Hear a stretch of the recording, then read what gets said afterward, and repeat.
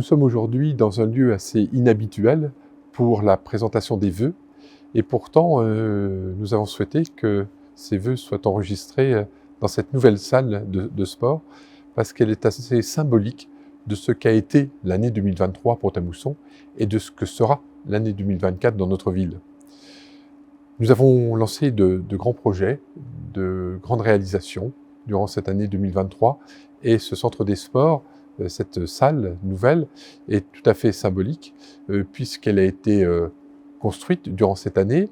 Elle a été ouverte pour un des grands événements qui a marqué l'année 2023, qui a été la Semaine fédérale cyclo, qui a réuni un peu plus de 6500 cyclotouristes sur la ville. Certaines et certains s'en souviennent très bien d'avoir vu tous ces vélos animer notre ville. Quelquefois, on prenait un petit peu de retard parce qu'on était coincé derrière tout un groupe de cyclistes, mais en tout cas, ça a apporté une animation et puis des retombées économiques non négligeables sur notre bassin de vie. Et puis 2024 sera une année importante pour la France, ça sera une année olympique, et dans cette salle, ainsi que dans la salle de compétition qui est juste derrière, eh bien viendront s'entraîner des équipes pour les Jeux olympiques et les Jeux paralympiques qui auront lieu en juillet-août et en septembre de l'année 2024. Ceci est révélateur de la dynamique et de l'attractivité de notre ville. Aujourd'hui, nous accueillons de très très nombreuses manifestations sportives, notamment les week-ends, mais également en semaine, avec des championnats universitaires, avec des manifestations qui ont une ampleur départementale, régionale, nationale, voire internationale. Nous étions, il y a quelques jours, avec les internationaux jeunes de tennis de table, qui regroupaient 4 nations, qui étaient ici à s'opposer au Centre des sports Bernard-Guy. Cette année 2023 se termine par des grands chantiers qui ont été lancés, 2 grands chantiers majeurs. Le premier qui a été l'extension du réseau de chaleur, le second, c'est la réalisation de tout l'aménagement de ce secteur situé entre l'église Saint-Martin et l'abbaye des Prémontrés. Le réseau de chaleur, lui aussi, a perturbé la vie de nos concitoyens parce qu'on a eu beaucoup de rues qui ont été traversées. Ce n'est pas tout à fait terminé. Il y a encore quelques rues sur la rive gauche de la Moselle qui seront traversées durant les 3 ou 4 premiers mois de l'année. En tout cas, l'essentiel a été réalisé, à la fois pour desservir les bâtiments importants que sont les 2 lycées, les Prémontrés, les écoles Saint-Martin maternelle et élémentaire, et faire la jonction vers la future résidence senior. Tout cela a été réalisé dans le quartier Saint-Martin. Et puis ce chantier très imposant qui a été le fonçage sous la Moselle pour alimenter la rive gauche de la Moselle, pour aller vers Montrichard, où il y a la construction d'une usine de production d'eau chaude par la biomasse, et la cuve de cette unité sera livrée en janvier et les travaux d'aménagement seront terminés pour l'été.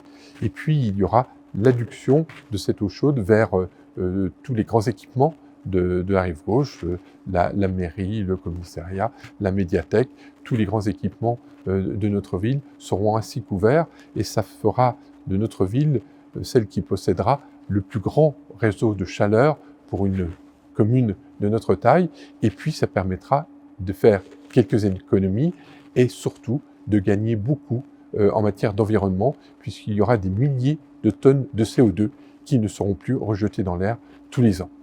Donc cette année a été une année où on a mesuré toutes les difficultés que ces travaux pouvaient apporter à nos concitoyennes et à nos concitoyens, et nous allons faire une pause dans l'année qui va venir.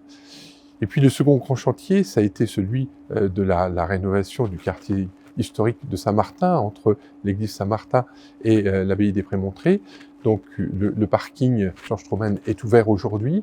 Les équipements sont pratiquement terminés. Il y a encore quelques éclairages à réaliser, il y a quelques aménagements, mais on voit bien la forme que va prendre ce quartier qui est complètement métamorphosé et qui va devenir vraiment un quartier où il fait très bon vivre au cœur de Saint-Martin.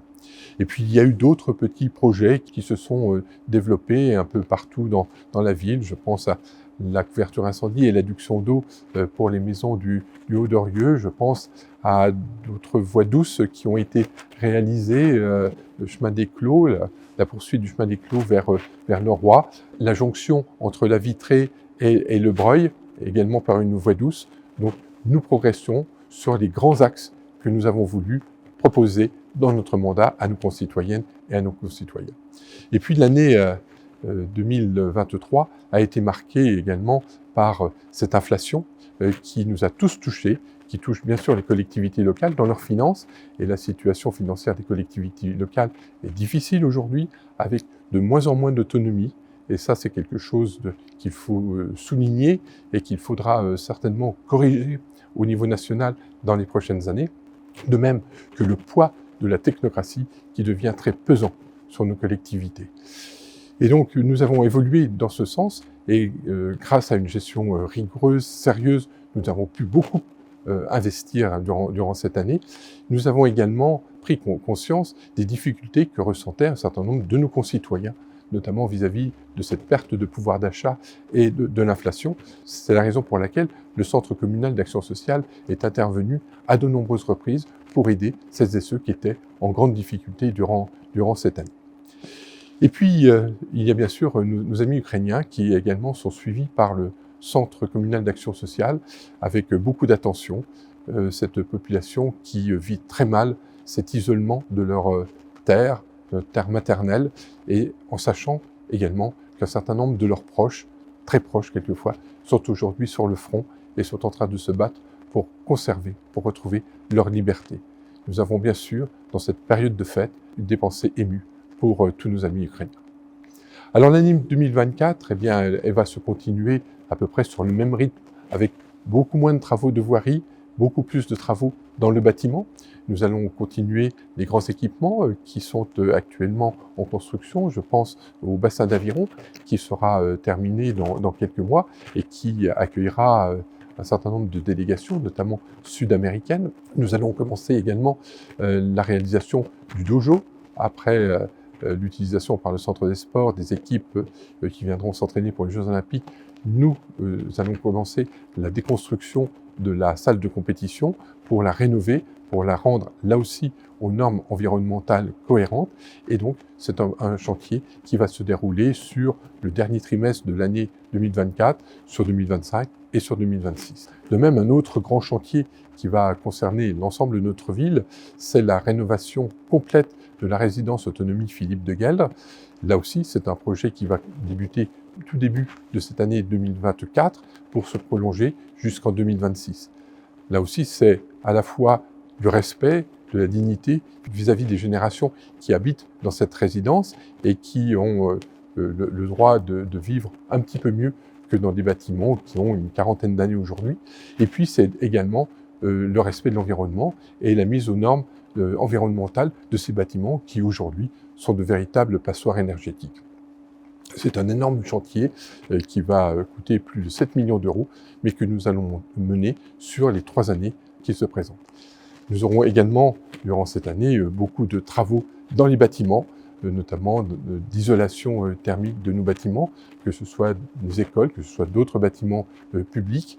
Et puis, pour parler des écoles, nous aurons des projets de désimperméabilisation de cours d'école, que ce soit à Pompidou, que ce soit à Saint-Martin.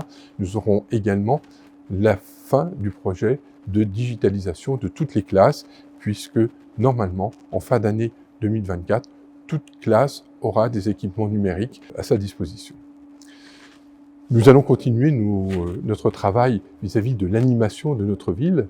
Alors l'année dernière, nous avons connu la commémoration importante autour de l'anniversaire de la mort du maréchal Duroc. Cette année, nous commémorerons la libération de notre pays et de notre ville. Notre ville a été libérée le 17 septembre et donc nous aurons un certain nombre de manifestations à la fois sur ce temps du 17 septembre, mais également auparavant avec une exposition au musée. Durant cette année, je souhaite également que l'on puisse réfléchir un petit peu sur notre positionnement dans le monde. Effectivement, nous sommes dans un monde qui devient de plus en plus violent.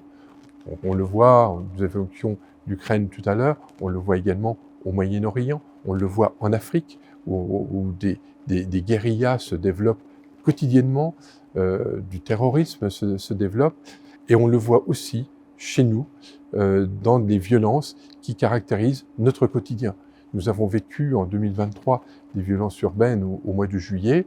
Je pense que ce n'était pas forcément un événement isolé. La violence, elle est souvent présente, un peu partout. Elle est présente dans les familles. Dans les statistiques du commissariat, on sait que les violences intrafamiliales prennent une part de plus en plus importante. On sait également que la violence, elle est dans les écoles, elle est vis-à-vis de tous les corps constitués, elle est vis-à-vis de la police, elle est vis-à-vis des pompiers, elle est vis-à-vis de celles et ceux qui détiennent une autorité. Et je pense que l'on a un travail à faire pour rompre avec cet engrenage qui fait de plus en plus de violence dans notre monde. Ce sera un des chantiers que nous privilégierons durant cette année. Et puis, nous avons encore beaucoup d'idées pour le dynamisme et le rayonnement de notre ville, qui est très attractive.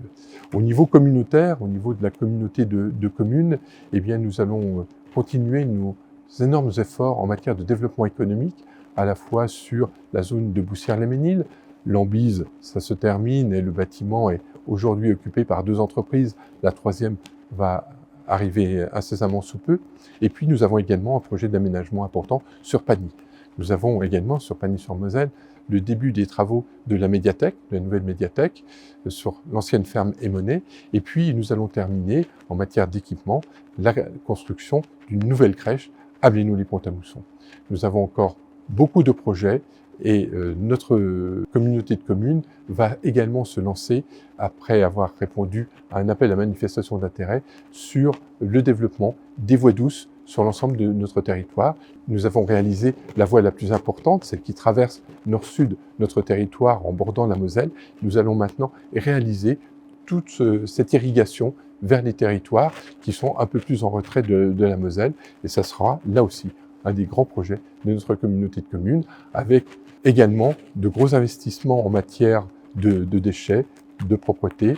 Ce sera la rénovation de la déchetterie de Pont-à-Mousson. Ce sera également la mise en œuvre de la collecte des biodéchets au niveau de l'intercommunalité. Vous voyez que beaucoup de choses vont encore évoluer dans notre bassin de vie, tout cela pour avoir un mieux vivre ensemble et pour être demain une des communautés de communes les plus avancées de notre région. Je vous souhaite à toutes et à tous une très agréable année 2024. Une bonne santé, tout d'abord, sans laquelle rien ne peut se produire. Beaucoup de bonheur, beaucoup d'investissements au profit de notre communauté. Ne regardons pas simplement notre petit précaré. Travaillons également pour l'avenir de notre territoire qui le mérite et qui a besoin encore de se développer entre les 2 grandes villes de Nancy et de Metz. Bonne année à toutes et à tous.